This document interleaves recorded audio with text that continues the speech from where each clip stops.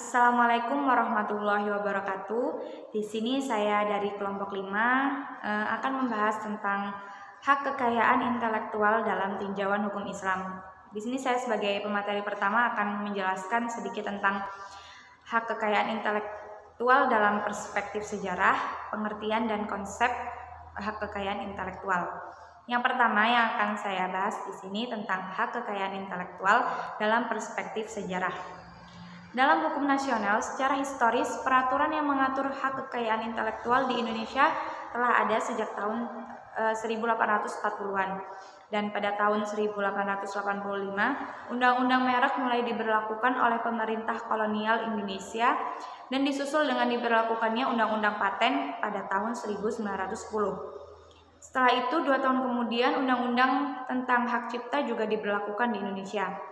Untuk melengkapi peraturan perundang-undangan tersebut, pemerintah kolonial Belanda di Indonesia memutuskan untuk menjadi anggota Konversi Paris pada tahun 1888 dan disusul menjadi anggota Konversi Berne pada tahun 1914. Di zaman pendudukan Jepang, peraturan di bidang hukum kekayaan intelektual tersebut tetap diberlakukan. Kebijaksanaan pemberlakuan hak kekayaan intelektual produk kolonial ini tetap dipertahankan saat Indonesia mencapai kemerdekaan pada tahun 1945. Hak kekayaan intelektual itu bermula dari hak cipta. Konsep hak cipta ini merupakan terjemahan dari konsep copyright dalam bahasa Inggrisnya. Secara harfiah itu artinya hak salin. Jadi copyright ini diciptakan seiring dengan penemuan mesin cetak yang proses untuk membuat salinan dari sebuah karya tulisan memerlukan tenaga dan biaya yang hampir sama dengan proses pembuatan karya aslinya, sehingga kemungkinan besar para penerbitlah bukanlah para pengarang yang pertama kali meminta perlindungan hukum terhadap karya cetak yang dapat disalin. Selanjutnya ada tentang pengertian dan konsep hak kekayaan intelektual. Hak kekayaan intelektual itu adalah terjemahan resmi dari Intellectual Property Rights yang berdasarkan substansinya, hak kekayaan intelektual berhubungan erat dengan benda tidak berwujud serta melindungi karya intelektual yang lahir dan dari cipta rasa dan rasa karsa manusia. Dalam Undang-Undang Nomor 19 Tahun 2002 itu disebutkan pengertian hak cipta adalah hak eksklusif bagi pencipta atau penerima hak untuk diumumkan atau memperbanyak ciptaannya atau memberikan izin untuk dengan mengurangi pembatasan-pembatasan menurut peraturan perundang-undangan yang berlaku. Hak cipta berlaku pada berbagai jenis karya seni atau karya cipta atau ciptaan. Jadi ciptaan tersebut dapat mencakup puisi, drama, serta karya tulis lainnya, film-film, karya-karya koreografis. Hukum yang mengatur tentang hak cipta biasanya hanya mencakup ciptaan yang berupa perwujudan suatu gagasan tertentu dan tidak mencakup gagasan umum, konsep, fakta, gaya, dan teknik yang mungkin terwujud atau terwakili dalam ciptaan tersebut. Sebagai contoh, hak cipta yang berkaitan dengan tokoh kartun Mickey Mouse itu melarang pihak lain tidak berhak menyebarkan salinan kartun tersebut atau menciptakan karya yang meniru tokoh tikus tertentu ciptaan Walt Disney. Namun tidak melarang penciptaan atau karya seni lain mengenai tokoh tikus secara umum. Jadi pada dasarnya tujuan sistem hak kekayaan intelektual itu adalah untuk antisipasi kemungkinan melanggar hak kekayaan intelektual milik pihak lain dan meningkatkan daya kompetisi dan pasar dalam rangka komersialisasi kekayaan intelektual. Assalamualaikum warahmatullahi wabarakatuh. Selanjutnya saya Meisinta Nur Aziza akan menjelaskan poin ketiga dan poin keempat dalam materi hak kekayaan intelektual dalam tinjauan syariah. Poin ketiganya yaitu hakikat kepemilikan dalam Islam. Sebenarnya konsep hak milik pribadi dalam Islam bersifat unik. Kenapa bersifat unik? Karena pemilik mutlak semua yang ada di bumi dan di langit adalah Allah. Namun manusia juga memiliki hak pribadi yang ditentukan dan dibatasi dalam syariat Islam. Berikut ini ketentuan-ketentuan syariah yang mengatur hak milik pribadi manusia. Yang pertama, pemanfaatan benda harus secara terus-menerus, tidak boleh ditimbun. Kemudian pemanfaatan benda harus yang untuk bermanfaat dan tidak merugikan orang lain. serta mendapatkan harta bendanya secara sah dan tidak secara haram seperti meminta secara paksa, mencuri, menodong, dan sebagainya. Kemudian penggunaan harta benda dengan tujuan untuk memperoleh keuntungan, untuk memenuhi kebutuhan hidup dan melanjutkan hidup. Kemudian penerapan hukum waris yang tepat dalam Islam atau sesuai dengan ilmu faraid. Kemudian poin keempat yaitu teori hak dalam Islam. Hak berasal dari bahasa Arab, yaitu hak yang artinya kepastian, ketetapan, kebenaran, menjelaskan atau menetapkan. Sedangkan secara istilah, hak adalah sekumpulan kaidah yang mengatur hubungan antar manusia dengan manusia yang lain dalam hal harta benda, bisa juga kewenangan atau kekuasaan atas sesuatu, dan bisa juga sesuatu yang wajib dilakukan oleh orang lain. Perspektif hak dalam hukum Islam dan hukum modern berbeda. Dalam hukum Islam, hak dipandang sebagai aturan-aturan yang telah ditetapkan oleh syara yang mengandung nilai moral yang bertujuan untuk mencapai kemaslahatan kehidupan manusia di dunia dan di akhirat. Sedangkan menurut hukum modern atau perspektif modern, hak dipandang sebagai kekuasaan yang ada dalam diri manusia yang bisa digunakan sebebas-bebasnya tanpa dibatasi oleh hak dan kepentingan orang lain. Dalam Islam, hakikatnya hak milik pribadi berasal atau bersumber dari hak-hak Allah. Maka dari itu, hak yang ada pada manusia harus digunakan untuk hal-hal yang bermanfaat dan sesuai syariat Islam untuk mewujudkan kemaslahatan pribadi dan umum. Sebab-sebab hak ada 5. Yang pertama, akad.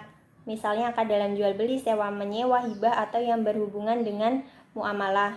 Kemudian yang kedua, syariat. Misalnya ibadah-ibadah. Kemudian yang ketiga, keinginan pribadi, misalnya nazar atau janji.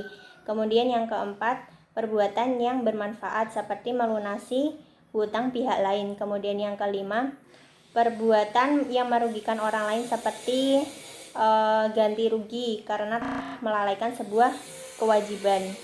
Assalamualaikum warahmatullahi wabarakatuh. Saya Elanur Anggraini akan melanjutkan materi dari teman-teman saya sebelumnya. Di sini saya akan membahas tentang teori pemilikan harta dalam Islam, kekayaan intelektual dalam perspektif hak publik, dan hubungan antara hak iktikar dengan hak kekayaan intelektual. Yang pertama yaitu teori pemilikan harta dalam Islam. Jika melihat dari definisi para ulama, tentu saja itu mereka memiliki sudut pandang yang berbeda tentang harta. Namun, secara garis besar pendapat mereka itu dapat ditarik kesimpulan, yaitu harta adalah segala sesuatu yang dimiliki manusia dan dipelihara, yang dimana itu memiliki nilai baik yang dapat diindra seperti materi atau benda, ataupun yang tidak dapat diindra seperti manfaat. Namun apabila ada seseorang yang merusaknya, mereka harus mengganti atau menanggung kerusakannya. Dikursuskan mengenai teori pemilikan harta ini yang dikaitkan dengan hak intelektual, hak kekayaan intelektual, yaitu harta yang tidak dapat diindra atau manfaat. Hal ini itu mencakup karya cipta yang sebenarnya itu merupakan sebuah pemikiran manusia yang jika dimanfaatkan itu tidak bisa, kecuali mereka mengaitkannya kepada pencipta atau sumbernya yang mengambil bentuk materi seperti buku. Nah, kekayaan intelektual itu bisa disebut juga kepengarangan, yang hal tersebut itu dilindungi oleh hukum Islam. Selanjutnya yaitu hak kekayaan intelektual dalam perspektif hak-hak publik. Adi Purwanda dalam makalahnya itu mengkritisi 2 hal, yaitu yang pertama lemahnya pelayanan dasar masyarakat. Di sini regulasi dengan dalih mencegah pembajakan, kemudian memberikan hak penuh kepada penerbit.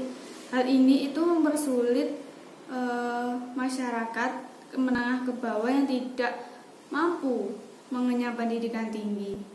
Bahkan para akademisi pun juga mengalami kesulitan mengakses pengetahuan baru atau buku lantaran konsep hak kekayaan intelektual itu mengakibatkan tidak terjangkaunya harga buku yang telah terregistrasi.